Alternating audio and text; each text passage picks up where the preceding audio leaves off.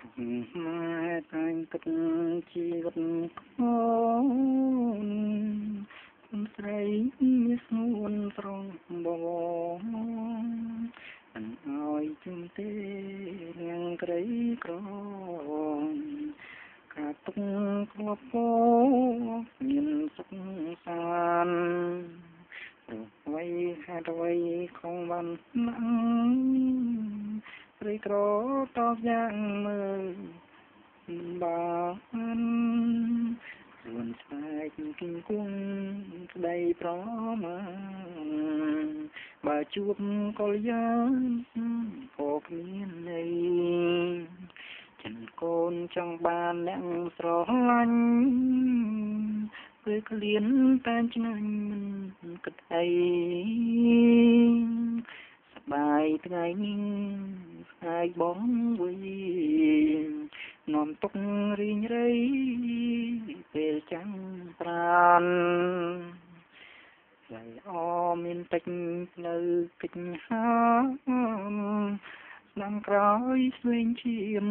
ទុករំខានហេតុនៅជីវិតគ្មានវិមានគ្មានសុខសួឋានអងដំឡៃជាមនុស្សពីបា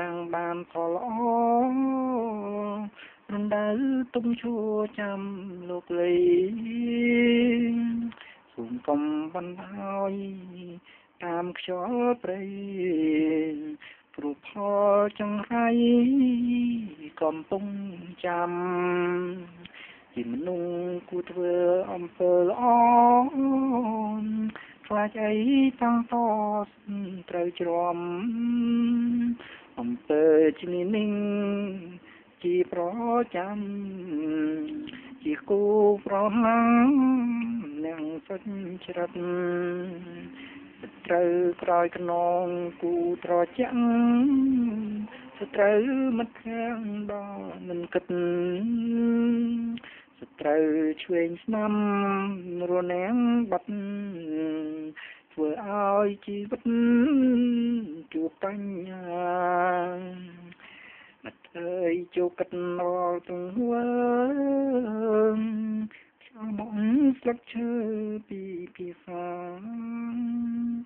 ជុំបងទៅឆ្ងាយក្បែរក៏វាយកការសង្សារគូដួងចិត្តតស៊ូដើម្បីឈ្នះអាក្រក់ភាពអចូលមកចិត្តស្និទ្ធចំណងស្នេហាស្មងពិតថ្ងៃក្រោយជីវិត